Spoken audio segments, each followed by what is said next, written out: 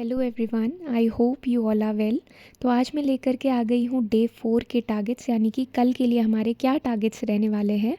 Before that I hope आप सभी लोगों ने डे 3 के जो टारगेट्स हैं उनको कंप्लीट कर लिया होगा।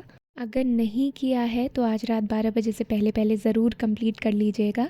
तो अब आगे बढ़ने से पहले डे 3 के जो टारगेट्स दिए गए थे उनसे रिलेटेड 2 सवाल पूछे जाएंगे। ये क्वेश्चंस एसएससी ने बहुत बार पहले पूछे हुए हैं अपने पेपर में, तो आप लोग को तुरंत इसका आंसर कमेंट करना है। देखते हैं कौन कितने पानी में है। पहला क्वेश्चन देवी और सज्जनों, ये रहा आपकी स्क्रीन के सामने। क्वेश्चन नंबर 1 है, which were the words added into the preamble and by which amendment act. तो कौन से ऐसे वर्ड्स हैं जो प्रियम्बल में लेटर ऑन ऐड किए गए थे, और ये भी बताना है कौन से अमेंडमेंट से ऐड किए गए थे। क्वेश्चन नंबर 2 है, ऑफिशियल लैंग्वेजेस किस शेड्यूल में मेंशन की गई है, और साथ ही साथ आपको ये भी बताना है कि ओरिजिनली कितनी ऑफिशियल लैंग्वेजेस थी और अब यानी कि प्रेजेंट में कितनी है। चलिए फिर अब without wasting any more time बढ़ते हैं अपने डे 4 के टारगेट्स की तरफ। उसमें हमारा फर्स्ट स्लॉट यानी कि मैथ्स का स्लॉट, इसका टारगेट देख लेते हैं। सबसे पहले कैलकुलेशन के स्लॉट में हम लोग को कवर करना है tables 1 to 30, squares 1 to 30, cube 1 to 15। तो हम रिविजन ही कर रहे हैं, जितना ज़्यादा रिवाइज़ करेंगे उतना ज़्यादा ही हमारे फिंगर टिप्स पे रहेगा। उसके बाद रेशियो परसेंटेज, इसकी हमने थ्योरी पार्ट कंप्लीट कर ली है। तो रेशियो के 20 क्वेश्चंस लगाने हैं, परसेंटेज के भी 20 क्वेश्चंस लगाने हैं। कहाँ से लगाने हैं, डे 3 वाली वीडियो में मैं ऑलरेडी बता चुकी हूँ सारे सोर्सेज। उसके बाद आ जाते हैं रीजनिंग की तरफ। तो रीजनिंग में कोडिंग डिकोडिंग हम कर रहे थे।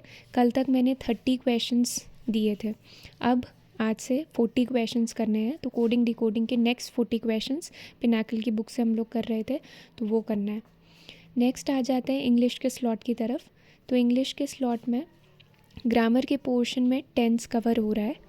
तो टेंस में रिपीटर्स वाले ग्रुप में इसके प्रैक्टिस क्वेश्चन स्टार्ट हो गए हैं, पर आप लोग को घबराने की ज़रूरत नहीं है।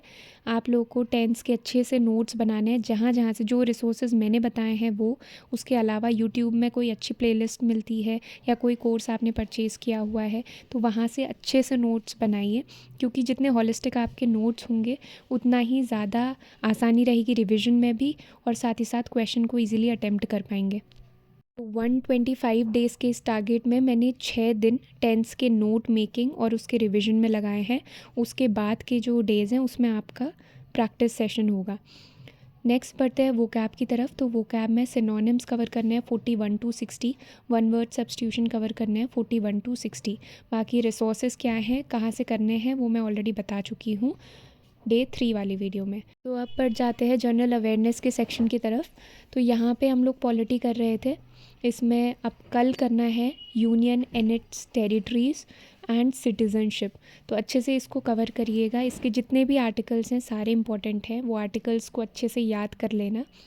यूनियन एंड इट्स टेरिटरीज़, तो इस सेक्शन के कौन कौन से कमीशंस थे उनको और कब इस्टेब्लिश हुए थे वो सब चीज़ें याद कर लेना। उसके बाद उनकी थोड़ी बहुत रिकमेंडेशन भी ऊपर ऊपर से।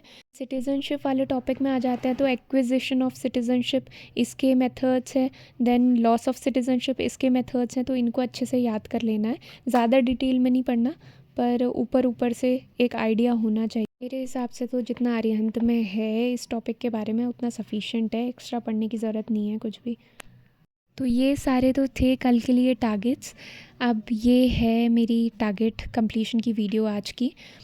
तो सबसे पहले था मेरा इंग्लिश का स्लॉट। इंग्लिश में वोकैब करनी थी 25 सिनोनिम, 25 वन वर्ड सब्स्टिट्यूशन ये लेके मैं चल रही थी। तो उसको कवर करने के बाद ग्रामर के सेक्शन में हम लोगों ने डिसाइड किया था कि टेंस के प्रैक्टिस क्वेश्चंस लगाएंगे। तो उससे पहले जो प्लिन टू पैरामाउंट है, क्योंकि मैंने वो अच्छे से नहीं की थी, मैंने कहीं और से नोट्स बनाए थे अपने, तो मैंने एक बार उसको भी देख लिया था। और उसी के साथ साथ जो लास्ट में उसके प्रैक्टिस क्वेश्चंस थे थोड़े बहुत वो भी लगा लिए थे। इसी के साथ मेरा इंग्लिश का स्लॉट पूरा हो गया था और मैं अपने नेक्स्ट स्लॉट की तरफ बढ़ी थी, जो कि मैथ्स का स्लॉट था मेरा। उसको मैंने 3 घंटे दिए हुए थे। तो सबसे पहले कैलकुलेशन वाला सेक्शन मैंने टेबल्स फटाफट रिवाइज़ कर ली थी। देन स्क्वायर्स क्यूब्स जो भी हम लोगों ने टारगेट में रखे थे वो मैंने फटाफट से रिवाइज़ कर लिए थे। उसके बाद मैथ्स के क्वेश्चन में लगा रही थी रेशियो एंड परसेंटेज दोनों के। तो ये वही है पिनाकल की बुक जो मैंने आप लोग को सजेस्ट की है, उसी से मैं भी लगा रही थी। और टाइमिंग नोट करने के लिए मैं स्टॉप वॉच का यूज़ करती हूँ एज़ यूजुअल।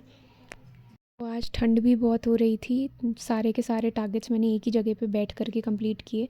हिलने की मेरी हिम्मत नहीं हो रही थी बिल्कुल भी।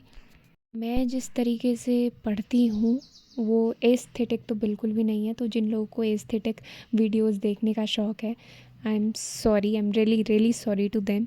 तो जर्नल अवेयरनेस में हमारा पॉलिटी रिवीजन चल रहा था, तो पॉलिटी को भी फटाफट जो बचा कुचा रिवीजन था वो मैंने कंप्लीट कर लिया था।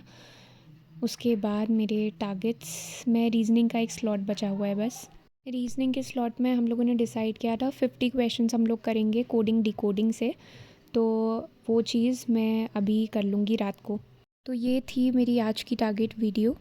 अब जो लोग टेलीग्राम ग्रुप पे नहीं जुड़े हुए हैं उन लोगों से मैं कहूँगी कि एक तो डे 1 ऑफ 125 डेज़ टारगेट, उसमें अच्छे से वो लिंक मेंशन्ड है और वो एक्टिव भी है, तो आप लोग उसको क्लिक करके ज्वाइन हो सकते हैं। या फिर मैं जिस वीडियो में कोई कमेंट पिन करती हूँ, इसका मतलब कि उसके रिप्लाई में मैंने जो टेलीग्राम लिंक भेजा है वो एक्टिव हो चुका है, तो आप लोग उसे भी क्लिक करके ज्वाइन हो सकते हैं। बाकी आपकी कोई भी क्वेरीज़ होती है तो आप लोग कमेंट कर सकते हैं, मैं पूरी कोशिश करूँगी कि मैं ऑनेस्टली उन सभी क्वेरीज़ को रिज़ॉल्व कर सकूँ। तो आज के लिए बस इतना ही, अब कल मिलते हैं टारगेट्स को कंप्लीट करके।